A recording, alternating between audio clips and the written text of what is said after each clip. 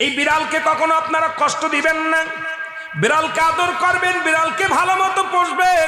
বিড়াল যদি কোনো জাতির জন্য দোয়া করে, কোন গৃহস্থর জন্য দোয়া করে, ওই সংসারের মধ্যে উন্নতি শুরু হয়ে যায়। ওই সংসারের মধ্যে আর এক নাম্বার হলো, যে ঘরে বিড়াল থাকে সেই ঘরে জিন আসতে পারে না, জিন বাস করতে পারে না। আর একটা ঘোষণা শুনে নেন, নবীজি বলে গেছেন, যে ঘরের মধ্যে বিড়াল ছানা বাস করে ওই ঘরের মধ্যে জিন জাতি প্রবেশ করতে পারে না। তাহলে ছোট ছোট মাসুম বাচ্চাগুলো যে ঘরের মধ্যে থাকে, মুসলমান অনেক সময় জিনের আশ্রয় পড়ে যায়, অনেক সময় জিনে আসর করে, ওই ঘরের মধ্যে জিনে আসর করে। যে ঘরের মধ্যে বিড়ালকে আদর করে বিড়াল থাকে, ওই ঘরের মধ্যে বিলাই বিড়াল বিড়াল বিলাই বিলাই, এইটা যার ঘরের মধ্যে আছে এই ঘরের মধ্যে দুষ্ট জিনেরা আসতে পারে না। জোরে জোরে চিল্লায়া বলা যাবে না মারহাবা।